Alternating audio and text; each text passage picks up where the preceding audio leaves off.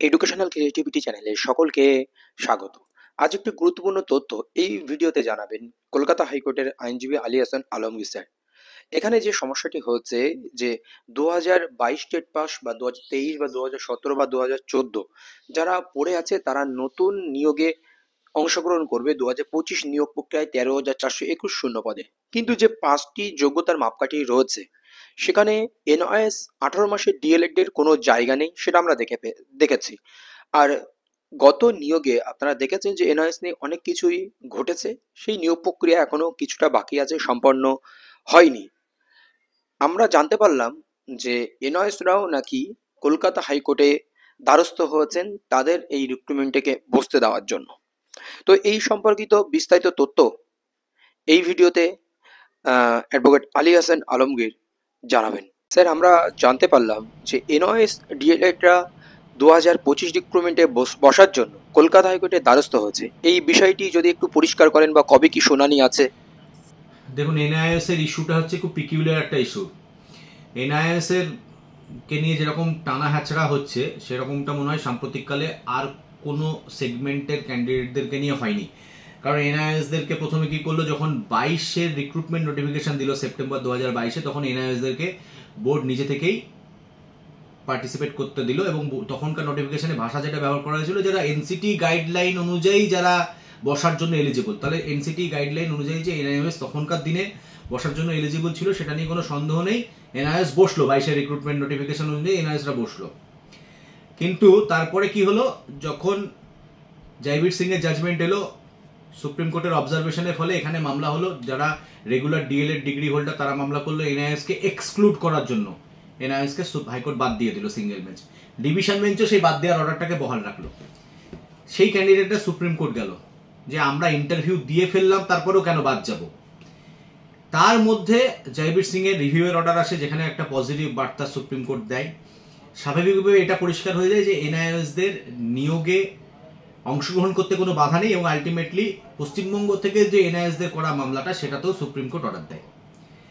আপনাদের খেয়াল থাকবে যে সেই অর্ডার দেখিয়ে আমরা এখানে হাইকোর্টেও কিন্তু বহু ক্যান্ডিডেটের ডকুমেন্টস ভেরিফিকেশনে এই রিক্রুটমেন্টে অংশগ্রহণের জন্য আবেদন হাইকোর্টও মঞ্জুর করেছিল এবং তাদেরকেও ভেরিফিকেশনে পাঠিয়েছিল। এখন মজার কথা হচ্ছে, সেই ভেরিফিকেশন হলেও তার কোনো লিস্ট বেরোয়নি। 3 মাসের মধ্যে সেগুলোকে চাকরি দেওয়ার কথা সুপ্রিম কোর্ট বলেছিল।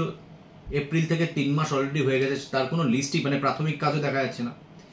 এবার অলরেডি বোর্ড দেখা যাচ্ছে শুধুমাত্র যারা 20-22-এর ডিএলএড তাদের জন্য সুপ্রিম কোর্ট একটা এমএ ফাইল করেছে, এটাও সবাই জানেন। কিন্তু এখন যেটা নতুন সমস্যা এনআইএসদের জন্য, যারা ফ্রেশ ক্যান্ডিডেট, বিশেষ করে ফ্রেশ বলুন পুরনো বলুন সবার ক্ষেত্রে অবশ্যই একই সমস্যা। এবারকার যে রিক্রুটমেন্ট নোটিফিকেশন দিয়েছে 2025-এ, প্রাথমিক নোটিফিকেশনে কিন্তু এনআইএসদের কোনো উল্লেখই নেই। মানে 25/9/2025 গতকালকে যে রিক্রুটমেন্ট নোটিফিকেশন, যেটা প্রথম নোটিফিকেশনটা এলো, তাতে এনআইএসদের কথা লেখাই নেই। তাহলে আমাদের বক্তব্য যেটা, যে সুপ্রিম কোর্ট যেখানে ডিসাইড করে দিচ্ছে যে এনআইএস যারা ডিপ্লোমা ডিগ্রি হোল্ডার যারা, তাদের প্রমোশনাল এভিনিউ এবং অন্য ফার্দার রিক্রুটমেন্ট, অন্য ইনস্টিটিউশনের রিক্রুটমেন্টের ক্ষেত্রে যে প্রক্রিয়া, তাতে অংশগ্রহণ করতে বাধা নেই যখন সুপ্রিম কোর্ট বলে দিয়েছে, তাহলে এই রিক্রুটমেন্টে এদেরকে কি করে এক্সক্লুড করা হচ্ছে, এটা হচ্ছে আমাদের প্রশ্ন। এবং আমরা বলতে চাইছি যে প্রথম দফাতে 22-এর রিক্রুটমেন্টে তুমি এমনি দিয়ে দিলে এনআইএসকে, তারপর পরিস্থিতি খারাপ হলো, আবার পরিস্থিতি ঠিকও হয়ে গেল এর মধ্যে। তাহলে তোমার এইবার এনআইএসদেরকে বাদ দিয়ে দেওয়ার উদ্দেশ্য কি? এইটাই হচ্ছে মামলা।